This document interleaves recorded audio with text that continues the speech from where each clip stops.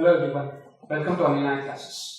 On this auspicious day of Teachers' Day, we have decided to take time off our regular schedule and have a discussion regarding teachers and their importance in the society. To share their views regarding the same, we have Mr. Anil Nair sir. Welcome sir. Thank you. I don't think he needs any other explanation. So welcome to our discussion. I hope you will enjoy the discussion and I sure hope I learned something. First of all, let me start off with wishing you a very happy Teachers' Day. Thank you, Pranay. I also want to wish all the teachers who helped me in becoming what I am today. Happy Teachers' Day. To all the teachers who are working relentlessly to make the students enable their dreams. To all the teachers who are watching this video, Happy Teachers' Day to you. I just want to add, for me, more than the teacher, Pranay, it is the teaching of the teacher which is more powerful than the teacher. For me, Christianity is more powerful than Jesus Christ. For me, Islam is more powerful than Prophet Muhammad. For me, the teachings of Krishna is more powerful than Krishna. For me, Krishna is more powerful than Vedavyas. Because teaching is the effect, teacher is the cause. So that's a great point that you raised, saying that teaching is the effect and teacher is the cause. So we all come from a very cultural background of India. So I wanted your views on how India as a society, or India or first or whatever Bharat as a society, has inculcated this habit of respecting the teachers, viewing them not just as teachers but enablers. So I wanted your views on that. It all started with a selfless intention of one person by name Vyas. He wanted to collate the experiences of all the wise people which make them produce great results. He convinced all the rishis to give all the wisdom whatever they got so that he can compile it and give it to a common man. It's a very, very selfless intent of Vyas. He said it so beautifully. Success comes to those who celebrate the success of other people. Happiness comes to those who share the happiness of people around. The light of a candle, it does not lose its light by giving light to 10 more candles. So he started asking all the people to give the wisdom whatever they got, which makes them get great results, so that he can pass it on to common man, so that he or she can enable the dreams. That selfless intent has resulted in a new breed of a new fraternity, so-called teachers. In fact, the source of compilation is not making common man understand the wisdom. So there was this another set of faculties whom we call as teachers, who made the job easier by understanding that wisdom and telling to a common man in a very simple and a lucid way. So that's a very interesting fact that you have told, that selflessness being one of the great talents of a teacher. I find it really amusing that how can a person become so selfless that he is ready to imbibe this knowledge throughout the world. If we take the case of Kautilya himself, he created the greatest empire but not even ruled it for a single day. He let Chandragupta take all the credit. He created the greatest book on economics and never even flaunted it. So Arthashastra, as we know, is the base of our economy. I find it very interesting that people are ready to become so selfless for the greater good of the society. But as you said, sir, this is just one factor that enables a teacher. I wanted to understand from you, because you being a teacher, what exactly are the different factors that make a person as a guru or a teacher, and what are the values that the teacher gives back to the society? I think anyone who works to make this world a better place, the world salutes him. So in a way, in every one person's life, no person can achieve what she dreamt in his life without meeting any teacher in his life. Even a teacher is also created by another teacher. For me, the role of a teacher, if I put it in one word, it is empowering a student, not educating a student. The role of a teacher is just not to make a student get marks, but to inspire a student to enable his or her dream. Don't we all know the fact that Ramakant Achrekar is still remembered by Sachin Tendulkar during his retirement speech? Don't we all know that P.T. Usha's success, good contribution goes to O.M. Nambiar also. For me, the greatness of a teacher is to tell the student how capable he or she is. The greatness of a student towards the teacher is to keep up the capability the teacher has shown. God creates, teacher recreates. Any teacher who works with a selfless intent to make the student achieve his or her dreams, I think the teacher will always be venerated by students. So one such point in whatever you said, I find it really interesting because there is an existing dogma in our society that a teacher is the only. I mean, if a teacher is the one who sits in front of a blackboard and gives the knowledge or tells whatever it is. But you very interestingly pointed out that Ramakant Achrekar or O.M. Nambiar, these are not the people that we see on the regular classboard. Yes. For that matter, there are teachers in every aspect of life, that as you pointed out. So why is this dogma there in the society? Now, first let me tell the definition of a teacher in this context. For me, teacher is not only a person who teaches subject in four walls of a classroom. A parent is the first teacher to the kids. A coach can also be a teacher. A intangible thing like a Wikipedia can also be a teacher. A YouTube can also be a teacher. If you are working in a firm, your boss also could be your teacher. For me, anyone who erases a darkness present in a student's mind and gives a new direction, gives a new light to it, for him, I would define it as a teacher. A teacher not only teaches a subject, but gives a direction to the dream of any human being. So in this context, you said one thing. Most of the teachers are confined to the four walls of a classroom. If I take my own life experience, on a scale of 10, 6 to 7, I contributed to my school teachers, my college teachers. I was very fortunate to have teachers who keeps telling me my areas of improvement and who helped me to come out of my comfort zone always.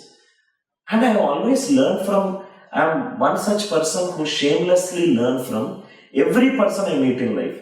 Anyone who teaches me anything without actually teaching me, I consider him as a teacher. So that's a great point that you told, that anyone who teaches you or gives you something which you don't. Let me also tell one more point here, Pranay. I would expand the definition of a teacher here. In fact, nobody can teach anyone. How did you learn your mother tongue? Nobody has taught you. So let me expand the definition of teacher. A teacher gives an environment for a student to cherish the dream. A teacher could also be someone who exposes a new thoughts, a new dimension, altogether a different way of looking at things. So I think let us not confine teaching. First of all, in a class, a teacher is just a catalyst, Pranay. A teacher role is just not teaching. A teacher's role is to make the learners learn. A teacher is just a catalyst out here. So I think let us not confine the definition to a four walls of a classroom. Let us take the definition of teacher as someone who exposes you to new ideas, new thoughts, new directions, and new way of looking at life. So that's a great point that you told. If you see people all around us, for that matter, Abdul Kalam or Ratan Tata. Abdul Kalam, for that matter, said that Vikram Sarabhai is his mentor, his teacher, his guru. Ratan Tata told J.R.D. Tata as his guru, and he himself is mentoring a lot of people. But that is for some section of the society. But there is another section of the society, I'm very sorry to say this, but who nowadays, if you see, don't respect the teachers very well, which is, I'm very sorry to say, being shamefully portrayed media or in movies as well. So why do you think this is happening in the societies? No, Pranay, you don't need to be sorry to say a fact, and that's a fact. Students respect teachers if teachers take pride in saying to the world that I am a teacher. Why did Sachin Tendulkar talk about Ramakant Achrekar on the last day of his retirement? Because he knows that he has that gratitude. Now, first things first, whether a teacher teaches a subject or not, you should always be gratitude to the teacher. That's how I look at it. I'm still grateful to my school teachers because they offered me a glass of water when I am thirsty. First of all, most of the students, if they hate a subject, the only reason why they hate a subject is they hate the teachers who is teaching the subject. Today is Teachers' Day. Teachers should take a pride and tell to everyone that I am taking a job which touches and transforms lives. Unfortunately, teachers don't take pride and don't do the necessary homework while getting into the class. You know why a student does not respect a teacher in the class? Because in 21st century, because of information overflow, students, they listen to a class for 5 minutes and they already know that if a teacher is not teaching a concept, I can go and refer any of the technological tools and I can learn a subject on my own. It's also a challenge for a teacher to spend more time. In fact, the efficiency of teacher is not going up. The efficiency of a teacher is going down. That means teacher is still thinking that no, still I have to teach in a much simpler language. Teacher is teaching that no, I have to take a much simpler examples. So the efficiency of teacher has gone down into such a level where a student expects a teacher to teach so beautifully the concepts. It's very easy to point out whether a teacher is a good or bad. You don't need a feedback system. Within 5 minutes of the start of the class, a student drops the pen and tells to his or her friend that from tomorrow onwards I am not going to attend his or her class. Yes. Right? And it's very easy to find out. You just take 3 classes of any subject and see the attendance. Yes. It's a very self-analysis of a teacher. So I think it's a very, in my last 9 years of my teaching experience, even though I took a subject for about 100 or 150 times, I get up and do a homework for 2 hours, then only I get into the class. Because for students, they don't need to read Quran. You are that Quran through that subject. They don't need to apply Bible. You teach a concept so beautifully, they consider you as, right, the dharma they want to execute in life. So I think teachers it's a challenge for teachers, and teachers has to put in a lot of effort to get the respect from students. So what you're saying is it is partly the mistake of teachers as well because they're not putting in the required effort. I just want to take a step back, sir, because I just want to go back to the sentence you said earlier that a parent is the first teacher. Yes. Do you think that the parenting system, there are some flaws in the current, or I would say Indian parenting system, that are creating these things? Because as you rightly pointed out, the parent is the first teacher. He or she is what brings up the kid from a toddler to the school going age. So do you think that we need to change it, or what is wrong? No, I think I personally believe that parents also need to go to school and unlearn a lot of things. I can take my own example, Pranay. During my pre-KG days, my mother asked me what does A stands for. I said anaconda. My mother should have thought immediately that some 1,000 years before, based on a biblical story, some person wrote in a book A stands for apple. My second son, he has not even got into the schools. When I asked what does A stands for, he suddenly thought about an animal which starts with A, suddenly remembers an animal starts with A and said A stands for anaconda. Instead of putting both her hands and telling me that you are such a creative kid, She took her right hand and gave a slap to me and she said, write down A for apple, you will get 1 mark. And if I look back, there are a lot of things we in our schooling system also, we parents also unknowingly do a lot of mistakes without realizing that they are doing a lot of mistakes. For example, a father tells to the kid, if my friend gives a call, tell that I am not there in a home. That's how a child started telling how to lie. And in a class, the parent tells to the kid that you got less marks, so you are less intelligent. How beautiful it is if a parent tells to the kid saying that even though your elder brother got good marks, that does not make him more intelligent, and you got less marks does not mean that you are less intelligent. You are actually differently intelligent people. See, these words, parenting is all about conversational communication, Pranay. The words impact a lot. The words actually change the thinking of a person. So it's a very interesting point that you said that parents, define the childhood. But I remember my childhood, sir, it was all go to school, get marks, get this done. Do you really feel that with this extra stringent school structure or schooling system that we have, that students are finding time to evolve, or parents themselves are finding time to teach their No, I look at like this, Pranay. Anything on which you invest your time will grow. You invest your time in knowing a subject, your subject skills will grow. You invested time in knowing about a particular game, your understanding of the game will grow. If any student comes and says, I do not have time, my answer for this question is, his time is going in wrong direction somewhere. Anyone who respects time, he will get respect from the society over a period of time. I think for me, discipline towards time is very, very important, because can we go and change the sentence which we just spoke 5 minutes before? No. Unfortunately, time travel is not. Right.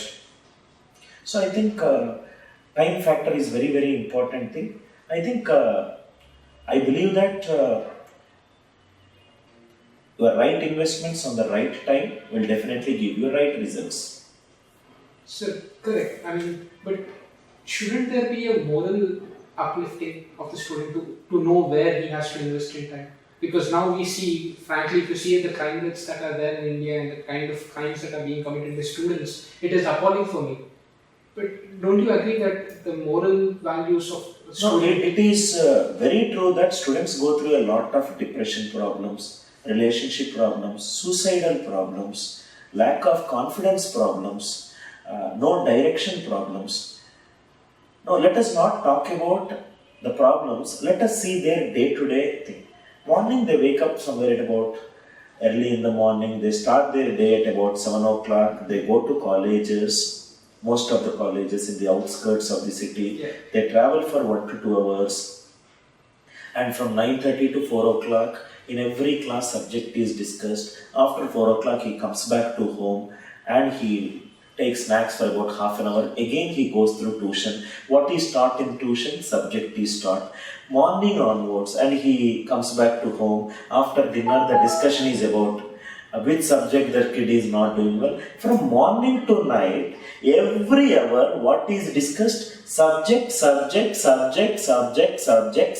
is discussed. I find it very, very sad that in all our schools there is one subject known as moral sciences subject. Unfortunately, most of the schools use that period to complete the portion of the pending topics in mathematics or physics or chemistry.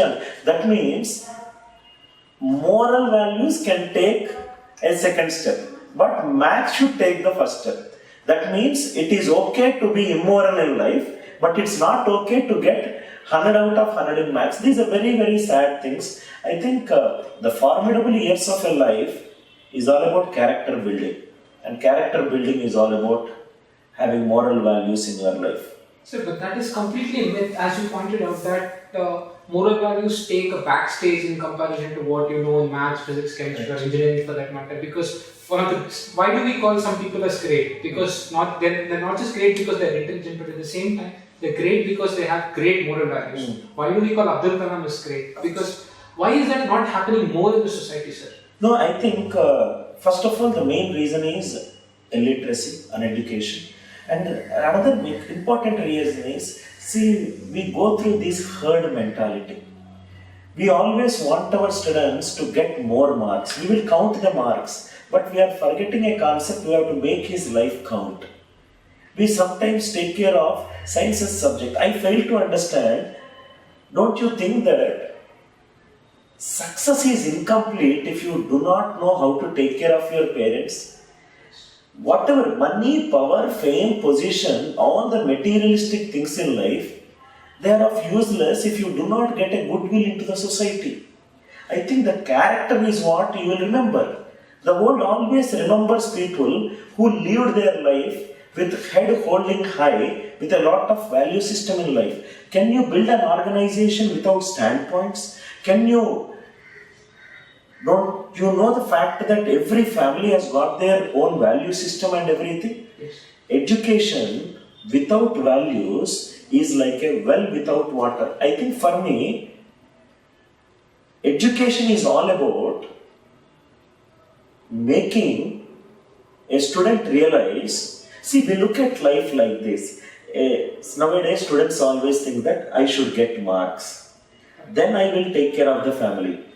Then I will take care of my own self. Stop looking at life like this. Start looking at life like this. We go through a vertical growth in life, whereas what I learnt in my life is we have to go through a horizontal growth in our life.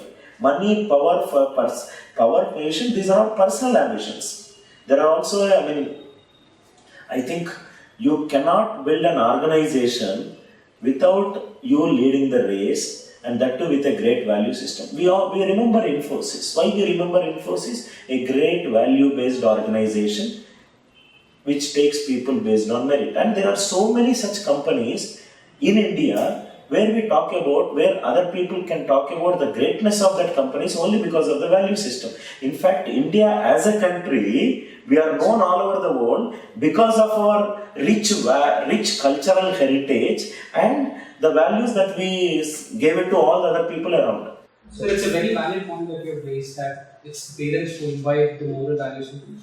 But don't you agree, sir, with the hectic schedule that a student goes through nowadays, where is the time for him to learn moral values? I feel morality is now taking a backstage, and the student is finding his day very hectic, and he is unable to balance his day. No, it is a little surprising for me to hear anyone who invests time on a particular area, that area will grow.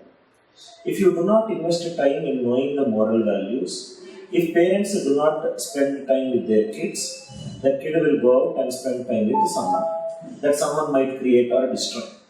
Anything on which you invest time will grow. If a student invests time on a particular subject skills will grow. He spends time on understanding a programming language, his programming language skills will grow. So, it is not the question of whether he has got time or not, it is the question to find out whether he is spending time in wrong direction. If he is spending time in wrong direction, because it's a cool thing to do, he will get skilled in that wrong direction. And wrong direction may be becoming immoral in life. So I think it's all about, I think you and me know the fact that can we go and change the sentences which we uttered 2 minutes before? No. Anyone who respects a time and who knows how to manage a time will eventually make it very, very big in life. Because all the successful people knows one thing, how to manage time. So it's a very valid point that you've raised, that all great people know how to manage time. But my view is that, or it's rather the view of the world, that people become great not just because they know how to manage time, but because they have very high moral values. The reason why we talk so highly about Abdul Kalam, or the reason why we talk so highly about Ratan Tata, is because they not just knew how to do things or get things done, but they also had very high moral values. Now, isn't it surprising, Pranay? We talk about high moral values in the class, but in a schooling system, that subject is often ignored, and that period is actually used to fill the subject like maths, physics, and chemistry. It is very, very surprising to me that completing maths syllabus is of utmost priority rather than teaching moral values in life. And it hurts me also if I look at a student who is very, very successful in life but does not know how to take care of the parents and does not live a value-based life, but materialistically it's very successful. I think the success is incomplete if you do not get a good character in the world that you are living. At least this is what I believe in. So I agree that these moral values are important, and in fact parents try their best to suggest these moral values to students, and teachers also do that. But why is society not respecting or giving these moral values a high? No, I strongly believe that there are certain things which I completely disagree. The way few systems are running. First thing is, we consider knowledge to be a powerful tool. Knowledge is not a powerful tool, it's a utility. Application of knowledge is what it gives power to the knowledge. We often label the student who gets good marks in any subject considered to be an intelligent guy. Intelligence and career are two different things. A student who is a topper in the class may not become super successful in life. A student who is a last bencher with backlogs does not mean that he will be a greatest failure in life. And if any student got less marks in any subject, we often label them saying that you are not intelligent. He is differently intelligent. We often teach our students only the syllabus. By teaching them only the syllabus, we are confining their ability to be good in a core competent area. Parents do this mistake, inculcating a lot of self-esteem into their kids. We have to teach self-belief into the kids, not self-esteem into their kids. And I've seen a lot of teachers, eyes oscillating between the best rankers and the naughty students in the class. That's the biggest blunder a good teacher can do it in the class. We don't need to teach anything to a primitive kid who is doing schooling. A children can learn on his own. Please give him the necessary space, tools, and trust. We often have you seen few teachers who started their careers in teaching, who insults a student who asks a lot of doubts in the class? But disobedience is the root cause for any revolution in this world. Let us respect the disobedience. Let us encourage the students to debate with us in the class. Even parents should encourage their kids to ask a lot of questions. In fact, by asking a lot of questions, only greatest breakthroughs in life happens. In the search of getting an answer for that unanswered question, only greatest revolution emerges. There are a lot of myths. I think right from the parents to the teachers. I can say this with experiential authority because I am disobedient right from my early stages of my life, and the world calls me as a successful person. For me, I have always done things which I am extremely passionate about. Not someone around me asked me to do it. I think there is a lot of correction required, Pranay, in the current way the parenting happens and an education system happens. And I am very sad to say that we live in a world of an examination system, not an education system. Again, I will repeat, education is empowering a child. Education is not just making him believe that if you get marks, you will get a job. Career and education are two different things. So that brings me to the question. I don't know if I can ask this or not, but don't you think education system is overrated? I'll take an example. So let me take some of the examples. Richard Branson dropped out of school. Now he runs a $25 billion company.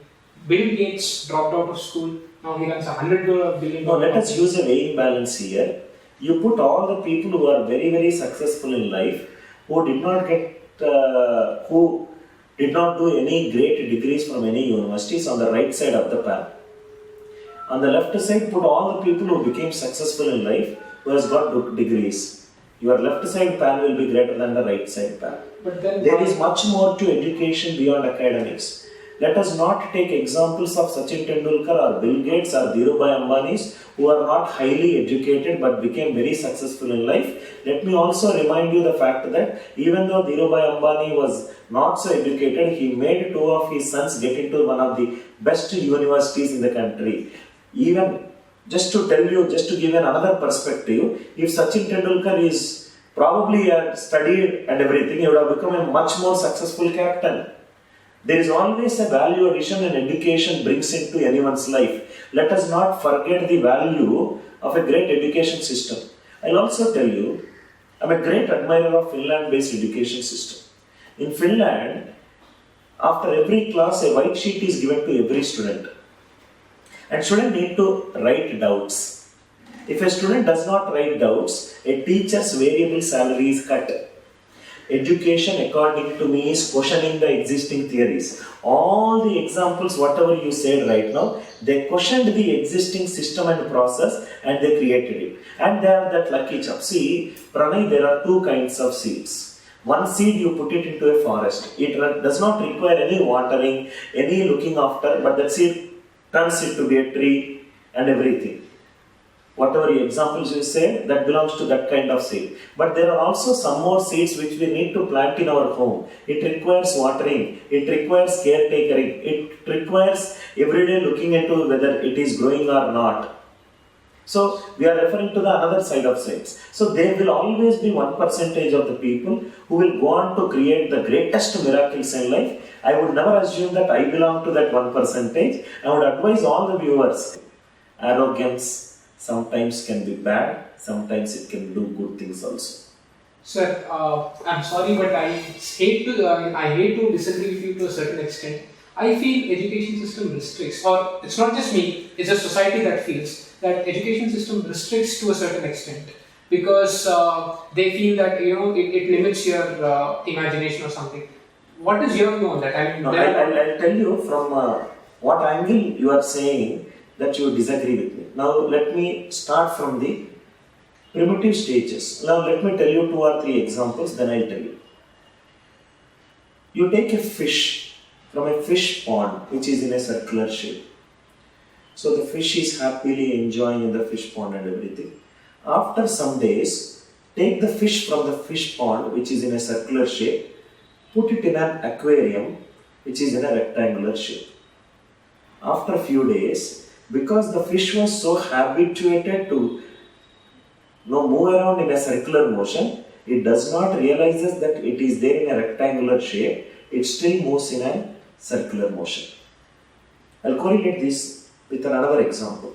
There is this baby elephant and the owner does not want the baby elephant to move, so the owner ties it with ropes and everything. As the baby elephant grows, that owner removes the ropes. But still, that baby elephant is still in that myth that someone has tied my legs with the ropes and everything. Even though it can walk, it will not walk because it has been groomed into such environment that beyond our parents, teachers, first of all, human potential is a limitless potential. Nobody has and nobody will ever be able to define a limit to a potential. There is a circle that we draw to every student's potential saying that this is what you can do it.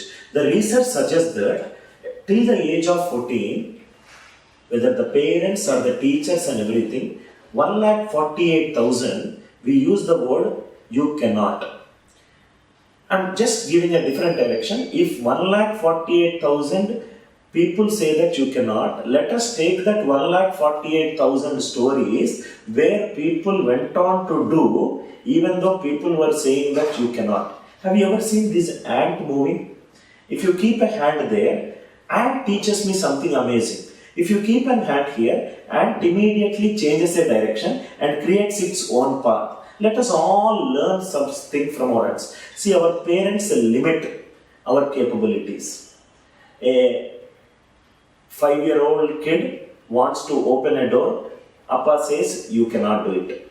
Instead of Appa saying you cannot do it, if Appa goes out and says that this is how you should do it, the kid will start doing. We don't give responsibilities to the kids. We don't empower the kids. I'll just tell another analogy so that you'll understand what happens. Because the first 16 years, your upbringing will make you form opinions. My upbringing will make me form my own opinions. We all know that. How did we learn to tell lie? Appa says, sitting in home, watching a TV, if a phone call comes, Appa says to the kid, go and lift the phone and tell that I am not there. That's how child picks up to tell lies. And see, I personally believe that parenting also requires a lot of correction.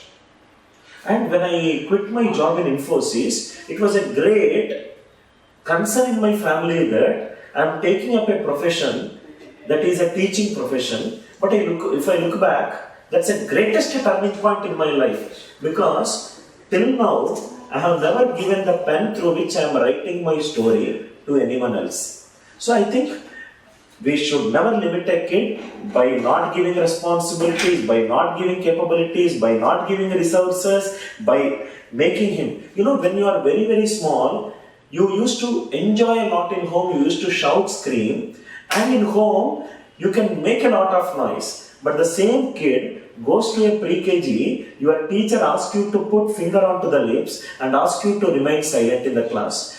And your subconscious mind is confused. In home, your Appa asks you to play, but here you are making a lot of noise. That's where a lot of teaching, you are made because of your environment.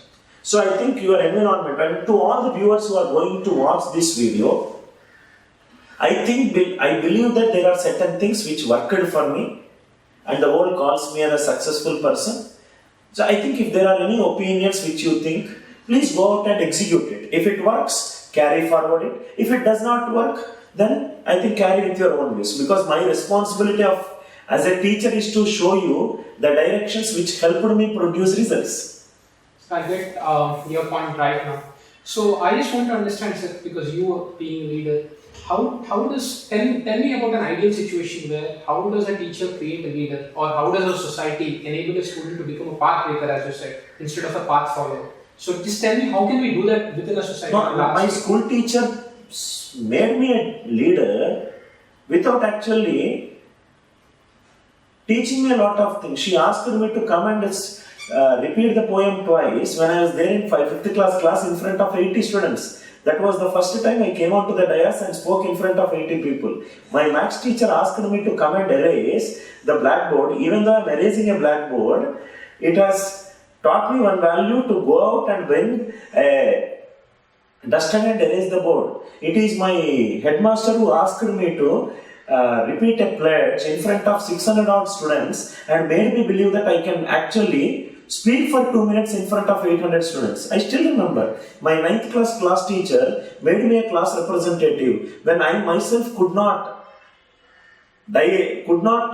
realize that I got a potential. She said it to me so beautifully. Anil, I see something in you which you yourself cannot see it. Go out and become it. I think the first thing a parent or a teacher should do whenever time permits is to throw the student into a discomfort zone.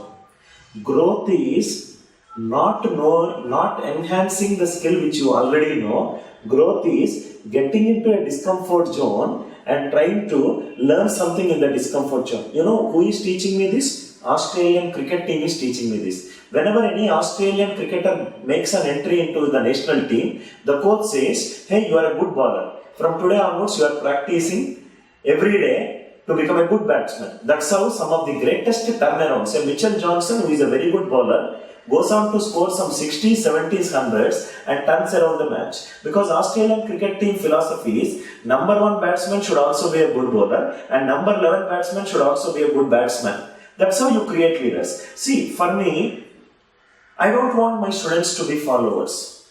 I want my students to be leaders. And the only way I can make them to become leaders is, I think my definition of leader is questioning. Make the students question the concepts in the class. Make the students debate on an existing concept. I see a leader in you because you are questioning the thought process. I think a leader is someone, in any organization, leader will not have all the solutions, but leader knows how to ask the right questions. I think questioning is a very, very important thing, because questioning gives you an idea, questioning makes you imagine something, questioning will make you think over a new road, and questioning, I think later it comes, it's a questioning is the basic foundation to become a leader in life. So you say, in fact, we consider you as a leader, and you say you are lucky to have good teachers who have groomed you well since childhood. But what is your view about luck being a part of it, sir? Because many people who are not so successful in life blame luck, saying that we were not lucky to have this, that, or we just couldn't find ourselves. So many people in the world attribute luck as a major part of their failure. No, let me say it's very straightforward, Pranay. I do not believe in luck. I believe in work. If luck has to work, I need to work. For me, luck comes with all the hard work. God completes the sentence you begin. Rain fills the size of the vessel. First, early morning get up, start slogging every day. And in this 21st century, because you mentioned the word luck, I really don't know whether I am doing a right thing or a wrong thing, but till my last breath, and I'm going to put a lot of YouTube videos with the only intent to touch and transform lives. From a student's perspective, somewhere our videos are right now watched from Kashmir to Kerala. There are a lot of students who buy our books from USA and other countries. I really don't know. From students' point of view, probably they are getting a lot of free content via YouTube channel. But my perspective, I grow in knowledge only when I share my knowledge. I think world always remembers people who share, not the people who earns. And I always remember to be, I always keep telling this. There is a lot of talent in villages. And I will be very, very shameless in saying to you, I run an organization where we earn money from urban people, and I want to serve the rural people. So I think I want to be that lucky charm to all the students who are putting a lot of hard work sitting there, and I just want to be an icing on the cake. So I think in this 21st century, a lot of content is available just by clicking on a button.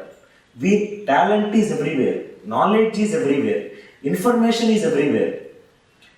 We need to magnetize that knowledge into our life. Your seriousness and sincerity to know more. In Buddhism, there is a saying, if disciple is ready, Guru will appear. As long as you are sincere, any student is sincere, there will be some point of a time. It reminds me of something. During my initial days, when I was 21, 22, I read a line in the first page of a newspaper. The line goes like this: if you are putting serious and sincere efforts every day, results will definitely come. If results come late, don't be disappointed. Results will multiply and come. This is not the first sentence. The next sentence, I read it and I believed it. That made a huge remark. I think for me it's simple thing. Savere uto, start slogging, right?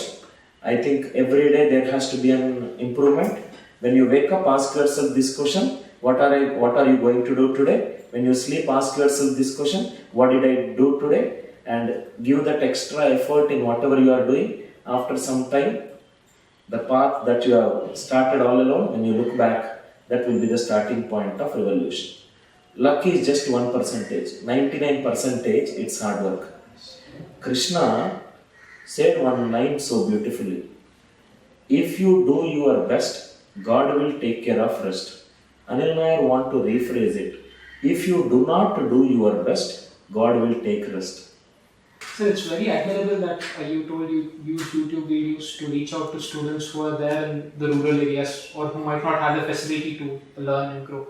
But I have a two-pronged question for you, sir. The first is, what made you do that? The second is, there is a section of society who feel technology inhibits students. I mean, it diverts the students from what is their goal, and it is what is the cause of so much malaise in the society. So I just want to understand two things. First, why are you doing this? Second, do you really agree with it or disagree with it? And your views? I think, Pranay, the world suffers not because of the noise of bad people, but because of the silence of good people. And having come from a village background, I have gone through a lot of struggle in getting access to the right education things. And every time I want to seek something, there was a business proposition that came. And it made me feel sad a lot of times. So I thought, I'll keep a lot of hardened content into a YouTube videos, not to get claps from the people who are watching my videos. I don't work to get applause. I work because there should be no other student like me who wanted to do engineering in IITs but could not do it because he or she could not afford money to get into a tuition center. And another bigger reason is, tell me Pranay, if I don't do it, who else will do it? Some or the other day, one person should take that revolutionary step to lift the people around. You know the beauty? By putting a lot of YouTube videos, I am not lifting myself, I am lifting thousands of people who are watching my videos to become rich from poor. If one poor person watches a YouTube video and becomes rich, lot of poor people around also will start thinking that he is my friend and he became rich and so that I can also become rich. Rich here is making the dream a reality. And I am going to do it. And I am going to bring a lot of good teachers, pay them, and I am going to release a free content. I think I am not here to make money through my organization. I am here to earn money and give it back money to the villages. That's one thing. Number two, you said, see, teaching and technology should play a doubles match. Should not play a one-sided match where teacher will compete with the technological tools, that is YouTube or Wikipedia, and YouTube will compete with the teacher. A teacher should make use of YouTube videos to increase his level of competency in any topic. A student can listen to a YouTube video, come and compete, come and ask a lot of questions into the classes and everything. I think they need to go on a parallel track. Each one should make use of another thing. And one of the other important reasons why I keep a YouTube videos is, I want to give the control to the learner. Generally, teacher dictate the learning mechanism in a class. I want the learner to dictate his own mechanism. A student can watch my video, pause, rewind, play as many times as possible. He can sit in a coffee shop, learn the content and everything. I think the entire control should be given to student. I think for me, YouTube is a very, very important platform. That's how we have touched close to 15 lakh people. I think technological tools should be integrated into a teaching. And another very, very important thing which I am saying, if a good doctor does not make noise that I am a good doctor, lot of bad doctors around makes a noise and society starts believing that bad doctors are actually good doctors. I personally believe that I have got some good extraordinary content which I learned it, handpicked it from 3,500 books and I want to share it to a lot of people. There is a 100 rupees note in front of you. You are a good guy. But if you are thinking that 100 rupees is not mine, You go forward, and behind you there came a bad guy. He saw that 100 rupees and bought a knife and stabbed someone.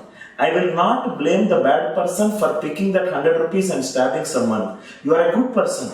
If you have taken that 100 rupees, you would have at least given food to at least 10 people around. You are a good person. You have the moral responsibility to share your content absolutely free of cost. That's a very good point. Now let me also say one more point. I am a human being, Pranay. You take a goat, you kill the goat, it gives meat to at least 10 people. Right? While dying, it gives meat to 10 people. Take a parrot, put it in a cage. A parrot will not think that I am there in a cage. Right? Every time the owner asks, it comes out and tells the horoscope of the stranger and takes care of 3 meals a day for the owner who has kept the parrot in a cage. I am a human being. If we do not touch and transform at least 10 people before we die, I think it is not equivalent to living life as a human being. So that's a very noble cause that you've taken up. But I just have one question regarding I'm sorry to touch this point, but the economic status of teachers.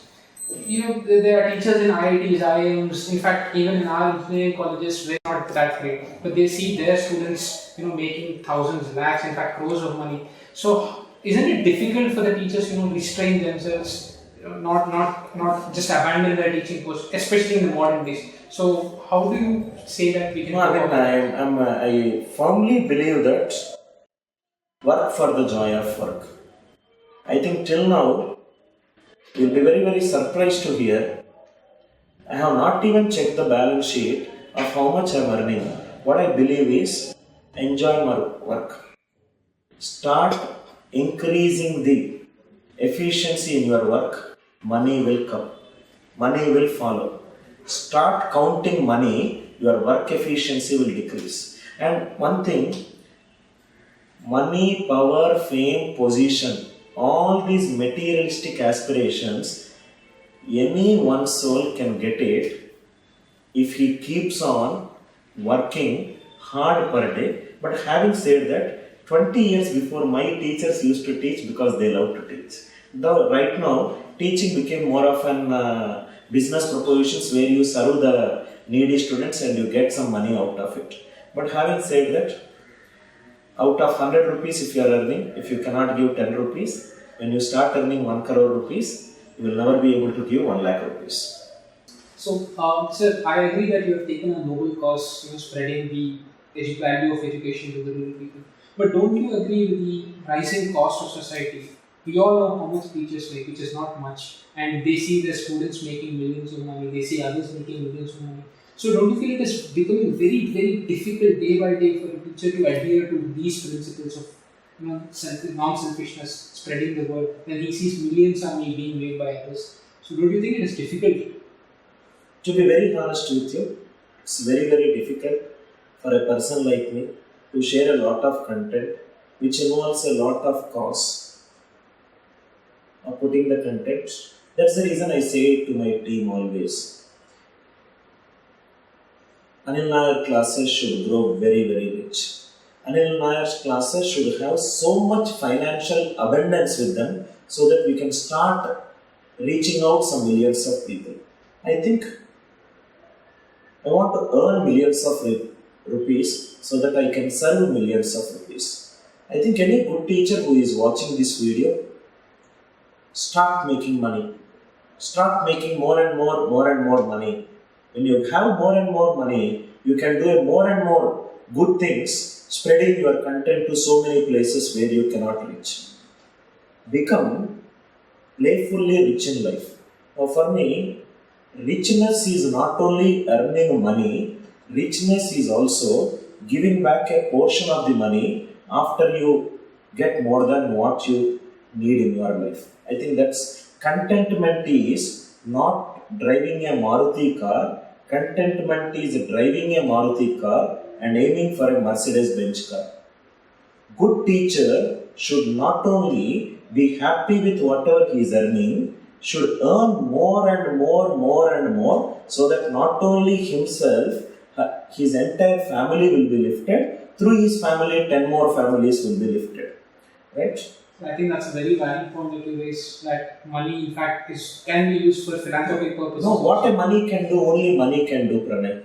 I think you got 10 rupees in your pocket, you can give beggar 1 rupee. You got 100 rupees in your pocket, you can give 1 rupee to 10 beggars. You got 1000 rupees in your pocket, you can erase all the beggars who are there on the road. What a money can do, only money can do. I think money is like a petrol in a car. We can have a discussion saying that car runs on diesels, but most of the car runs on petrol. So I think money is a very important materialistic aspiration for any. Warren Buffett started donating after he got more than what he required. Bill Gates started doing it after he became one of the most wealthiest person in USA.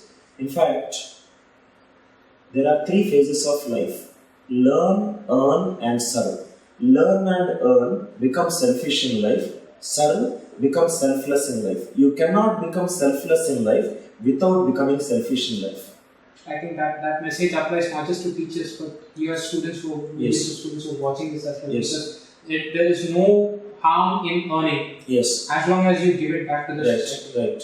So with that question, it concludes our interview. It has been a pleasure talking with you, sir. And I hope I have learned certainly a lot of things from what you said, and I hope you enjoyed it as well. But before we conclude, I just want you as a teacher, as an entrepreneur, if I can say that, what is your advice to millions of young viewers who are watching this? Because they are in the formative stages of their career, and people like you could actually guide. Now, first thing, let me start on a Teacher's Day. Any viewer who is watching this video, I would be very happy if you can take a white paper and write down how much gratitude you got towards your teachers in your own language, rather than going into an artist gallery buying what an American poet wrote about his teacher in a poetic way, right? That's the essence of an education. I think it's an absolute stupidity that you go through English class for about 15-70 years and you are not able to express your views and everything. I think your teacher will be very happy if you can write down in your own language and you will get. That's the first thing. And number 2 thing, never ever forget the people who helped you when you are struggling in life. I think the only thing which I can do to make this world a better place is to give the content by working so hard. And I want some of my students to be happily successful in your life and make your parents happy. And education does not necessarily mean getting a great career. For me, career is a combination of getting a materialistic aspiration, making people around. It really is meaningless to have a great career without having a great self-satisfaction in achieving your dreams. When Narendra looks ahead, Swami Vivekananda happened. When Agnes looked ahead, Mother Teresa happened. Look ahead, go and meet the person you shall be in future. Right? If you really like my views, the best thing you can do to me is to share this video in all your Facebook channels. Only through sharing only you can help me reach my goal. Thanks a lot. With love. Once again, don't forget to wish your Teacher's Day. Not going to Archie's gallery, but writing down on your own paper. Thank you, Pranay, for taking out time and spending a lot of time. It's good to have you, right? So that a lot of students can correlate with your views. Thank you very much. Thanks a lot. And thanks to all the viewers. So that concludes our discussion. Hope you can learn something out of it. I certainly have, and hope you can do the same. Thank you very much. Thank you.